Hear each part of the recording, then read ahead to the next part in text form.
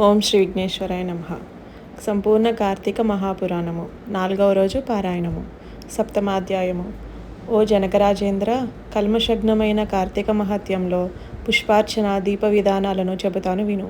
పుష్పార్చన ఫలదాన దీపవిధి విశేషములు. ఈ కార్తీక మాసంలో కమలనాభుడైన శ్రీహరిని కమలాలచే పూజించడం వలన కమలాసని అయిన లక్ష్మీదేవి ఆ భక్తుల ఇంట్ల స్థిర నివాసం ఏర్పరచుకుంటుంది. తులసీ దళాలతో కానీ, జాజి పువ్వులతో కానీ, మారేడు దళాలతో కానీ పూజించేవారు తిరిగి ఈ భూమిపై జన్మించరు. ఎవరైతే ఈ కార్తీకంలో భక్తియుతులై పండ్లను దానం చేస్తారో వారి పాపాలు సూర్యోదయానికి చీకట్ల వల్ల చెదిరిపోతాయి. ఉసిరి చెట్టు కింద విష్ణువును ఉసిరికాయలతో పూజించే వారిని తేరి చూడటానికి యమునికి కూడా శక్తి చాలదు. కార్తీకంలో ఎవరైతే సాలగ్రామాన్ని తులసీ దళాలతో పూజిస్తారో వారికి మించిన ధన్యులెవరూ ఉండరనడం అతిశయోక్తి కాదు. బ్రాహ్మణ సమేతులై ఉసిరి చెట్టు ఉన్న తోటలో వనభోజనమును చేసేవారి మహాపాతకాలు సైతం మట్టి గలిసిపోతాయి. బ్రాహ్మణ సమేతులై ఉసిరి చెట్టు కింద సాలగ్రామ పూజ చేసేవారు వైకుంఠాన్ని పొంది విష్ణువు వలె ఆనందిస్తారు. ఎవరైతే కార్తీక మాసములో విష్ణువాలయంలో మామిడాకుల తోరణం కడతారో వాళ్ళు పరమపదాన్ని పొందుతారు. పువ్వులతో కానీ, అరటి స్తంభాలతో కానీ మండపము కట్టిన వాళ్ళు వైకుంఠంలో విష్ణువు సామీప్యాన్ని పొందుతారు. ఒక్కసారైనా శ్రీహరికి సాష్టాంగ దండ ప్రణామము చేసిన వాళ్ళు అశ్వమేధ పుణ్యవంతులవుతారు. విష్ణువునకు ఎదురుగా జప హోమ దేవతార్చనలు చేసేవాళ్ళు పితరులతో సహా వైకుంఠానికి వెళ్ళి సుఖిస్తారు. స్నానము చేసి తడిబట్టలతో ఉన్నవానికి పొడిబట్టని దానము చేసినవాడు 10,000 అశ్వమేధాల ఫలాన్ని పొందుతాడు. ఆలయ శిఖరముపై ధ్వజారోహణము చేసిన వాని పాపాలు గాలికి పుష్పము పరాగము వలె ఎగిరిపోతాయి. నల్లని లేదా తెల్లని అవిసెపూలతో హరిపూజను చేసిన వానికి 10,000 యజ్ఞాల ఫలితము ప్రాప్తిస్తుంది. కార్తీక మాసమందు ఏ స్త్రీ అయితే బృందావన గోమయంతో అలికి పంచరంగులతో శంఖ పద్మ స్వస్తికారి నందా దీపాన్ని అర్పించడం వలన కలిగే పుణ్యాన్ని 1000 నోళ్ల ఆదిశేషుడైనా పొగడలేడు.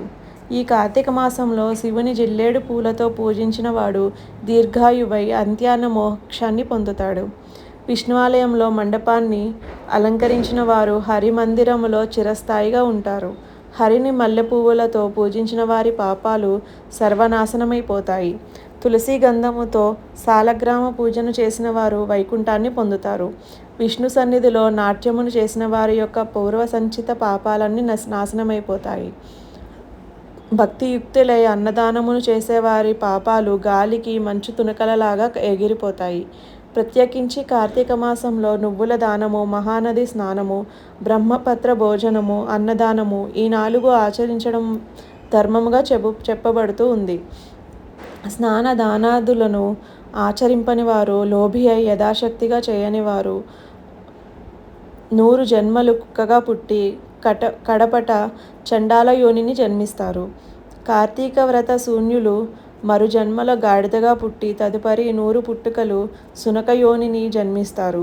కార్తీక మాసంలో శ్రీహరిని కదంబ పుష్పాలతో పూజించిన వారు సూర్యమండలములోనే నివసిస్తారు. ఓ జనక మహారాజా, కార్తీక మాసంలో ఎవరైతే అవిసె పువ్వుల మాలను తాము ధరించి తదుపరి అవిసె పువ్వుల మాలికతో శ్రీహరిని పూజిస్తారో వారు స్వర్గాధిపతులవుతారు. మాల్యములు, తులసి దళాలతో విష్ణువును పూజించే వనితలు వైకుంఠాన్ని పొందుతారు. ఇంకొక సూక్ష్మాన్ని చెబుతాను విను.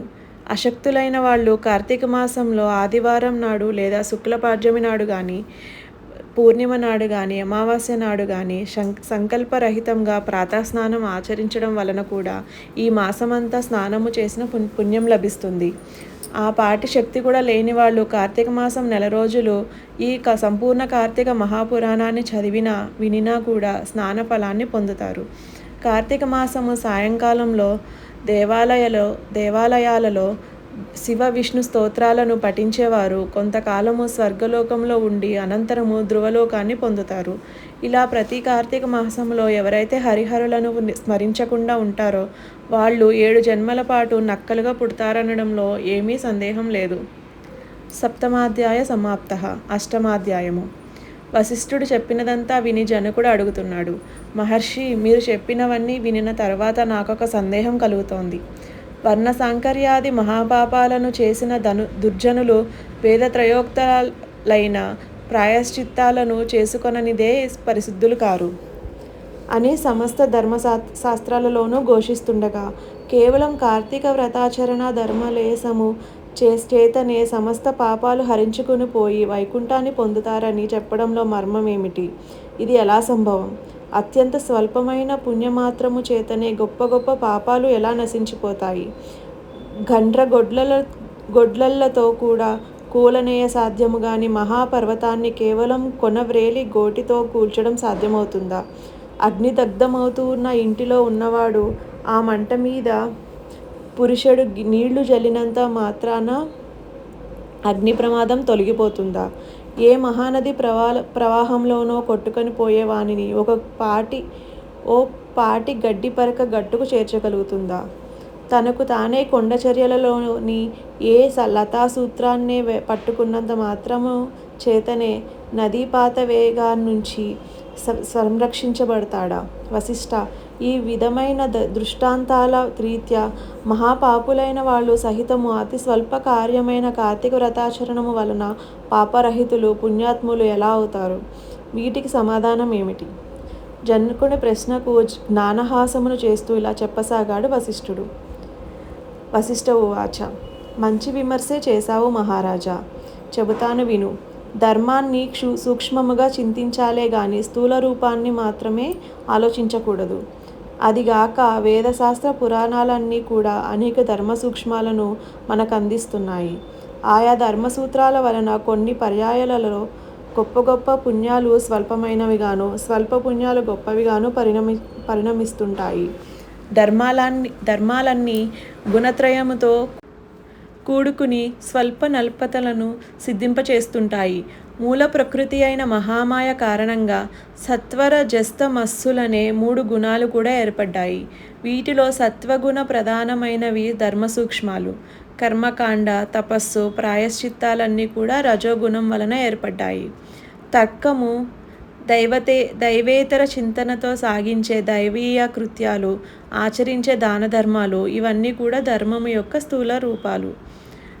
ఇవి తమోగుణము వలన ఏర్పడ్డాయి.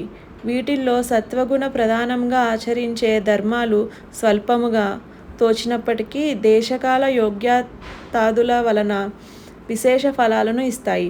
దేశము అంటే పుణ్యక్షేత్రము, కాలము అంటే పుణ్యకాలము, యోగ్యత అంటే పాత్రత.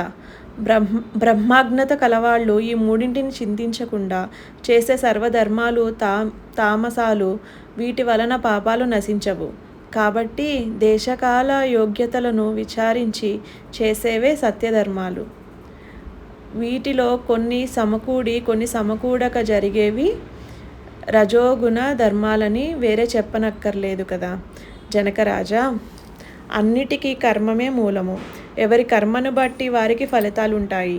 అయినప్పటికీ మనిషికి జ్ఞానము అనేది ఉన్నందువలన ఆచరించే ధర్మాలను పై మూడింటితో పోల్చుకొని ప్రయత్నపూర్వకంగా అయినా సరే ఆచరించాలి. ఈ విధంగా 3 కలిసి వచ్చినప్పుడు ఆచరించిన ధర్మము అక్షయ ఫలితాన్నిస్తుంది.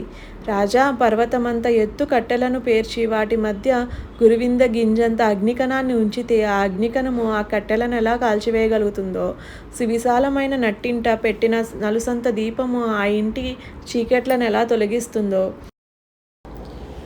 గుండిగెడు మురికి నీళ్లను ఒక్క ఇండుప గింజ ఎలా శుభ్రపరుస్తుందో, అదేవిధంగా తెలిసి గాని తెలియక గాని పుణ్యకాలములో పుణ్యక్షేత్రములో పుణ్యమూర్తుల వలన ఆచరించే ధర్మము అనంత పాపాలను దగ్ధం చేసి మోక్షానికి మార్గాన్ని వేస్తుంది. ఇందుకు ఉదాహరణగా ఒక కథ చెబుతాను విను. అజామిలోపాఖ్యానము. బహుకాలం పూర్వం కన్యాకుబ్జ క్షేత్రవాసి సార్థక నామధేయుడు అయిన సత్యనిష్ఠుడనే బ్రాహ్మణునికి అజామిలుడనే కుమారుడు ఉండేవాడు. వాడు పరమ దురాచారుడు, దాసీ సాంగత్యపరుడు, హింసాప్రియుడుగా ఉండేవాడు. సాటి బ్రాహ్మణ గృహములలోకి ఒకనొక దాసితో సాంగత్యము పెట్టుకొని తల్లిదండ్రులను మీరి ఆ దాసి దానితోనే భోజన శయనాదులన్నింటినీ నిర్వర్తిస్తూ కామాంధుడై వైదిక కర్మలన్నింటినీ విడిచిపెట్టి కేవల కామాసక్తుడై ప్రవర్తించసాగాడు. తద్వారా బంధువులంతా అతనిని వదిలివేశారు. కులము వాళ్ళు వెలివేశారు.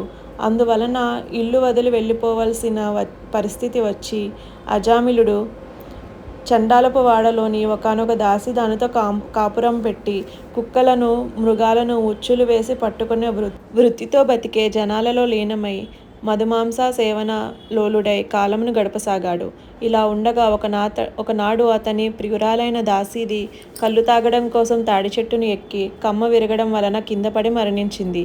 అజామిళుడు అమితంగా దుఃఖించాడు. అప్పటికే ఆ దాసీదానికి యవ్వనవతి అయిన కూతురు ఉంది. మహాపాపాత్ముడు మహాకామాంధుడు అయిన అజామిళుడు తనకి కూతురు వరుసని కూడా తలంచక ఆ పిల్లనే వరించి ఆమెతోనే కామోపభోగాలను అనుభవించసాగాడు. కాముకుడైన అజామిళుడు తన కూతురి అందే అనేక మంది బిడ్డలను పొందాడు. కానీ వాళ్ళందరూ కూడా పసికందులుగా కడతేరిపోగా కడగా పుట్టి మిగిలిన బిడ్డకు నారాయణ అని నామకరణం చేసి అత్యధిక ప్రేమతో పెంచుకోసాగాడు. తాను తింటున్నా నిద్రిస్తున్నా ఏం చేస్తున్నా సరే సతతం అతనినే స్మరించుకుంటూ నారాయణ నారాయణ అని పిలుచుకుంటూ తన్మయుడవుతూ ఉండేవాడు. కాలము గడిచి అజామిళుడు కాలము చేసే సమయము ఆసన్నమైంది. అతడిలోని జీవుని తీసుకొని పోయేందుకు ఎర్రని గడ్డములు మీసములు కలిగి చేత దండపాసాలను ధరించిన భయంకర రూపులైన యమదూతలు వచ్చారు. వారిని చూస్తూనే గడగడలాడిపోయిన అజామిళుడు ఆ ప్రాణవసాన వేళ కూడా పుత్రవాత్సల్యాన్ని విరమించుకోలేక ఎక్కడో దూరంగా స్నేహితులతో ఆటలలో మునిగి ఉన్న కుమారుని కోసమై నారాయణ ఓ నారాయణ తండ్రి నారాయణ అని పలుమార్లు పిలువసాగాడు. ఆ పిలుపు అతడి కొడుకుకు వినబడలేదు. అతను రానూలేదు. కానీ చేరువకు వచ్చిన యమదూతలు ఆ నారాయణ స్మరణను విని వెనుకకు జంకారు. అదే సమయంలో అక్కడ ఆవిష్కృతులైన విష్ణుదూతలు యమదూతలారా అడ్డు తొలగండి. ఇతడు మాచే తీసుకుపోదగినవాడు కానీ మీరు తీసుకొని వెళ్ళదగినవాడు కాదు అని హెచ్చరించారు. వికసిత పద్మాల వలె విశాలమైన నేత్రాలు కలవాళ్ళు పద్మమాలాంబరాలు వసనులు అయిన ఆ పవిత్ర విష్ణు పారిషదులను చూసి విభ్రాంతులైన యమదూతలు అయ్యా మీరెవరు? యక్ష గంధర్వ సిద్ధ చారణ కిన్నెర విద్యాధరులలో ఏ తెగకు చెందినవారు? మా ప్రభువైన యమధర్మరాజు మాకు విధించిన ధర్మము రీత్యా తీసుకొని వెళ్ళనున్న ఈ జీవుని మీరెందుకు తీసుకొని వెళ్తున్నారు అని అడగడంతో విష్ణుదూతలు ఇలా చెప్పసాగారు. ఏవం శ్రీ స్కాంద పురాణాంతర్గత కార్తీక మహత్యే సప్తమ అష్టమ అధ్యాయో సమాప్తః.